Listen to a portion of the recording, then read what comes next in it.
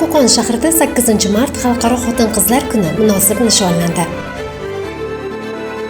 Qo'qon shahrida 8-mart Xalqaro xotin-qizlar kuni munosabati bilan tantanali tadbir bo'lib o'tdi. Qo'qon musiqali drama teatrida tashkil etilgan bayram dasturida shahar jamoatchiligi, turli soha vakillari, faol xotin-qizlar ishtirok etdilar. Tadbirda Qo'qon shahar hokimi Ma'rufjon Usmonov so'zga chiqib, davlatimiz rahbarining yurtimiz ayol qizlariga yo'llagan bayram tabrigini o'qib eshittirdi.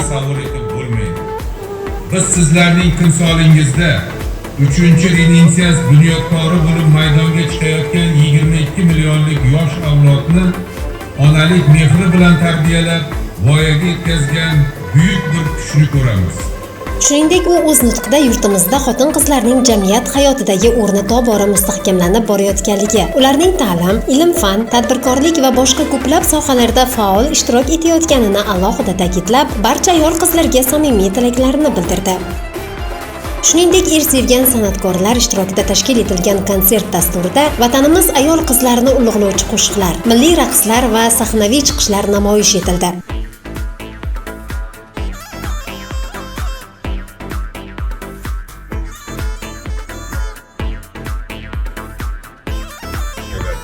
Men Qo'qon ayollari deganda juda ham samimiy, juda ham chiroyli, juda ham go'zal ayollar men hayolimga keladi. Qolaversa o'zimiz ko'ramiz. Men shu fursatdan foydalanib, men butun O'zbekiston, butun dunyo ayollarini tabriklamoqchiman.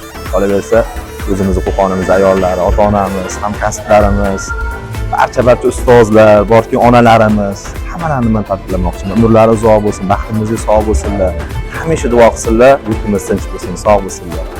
Go'zal opa-singillar, sizlarni kirib kelayotgan 8-mart Xalqaro xotin-qizlar kuni bilan chin dilimdan tabriklayman.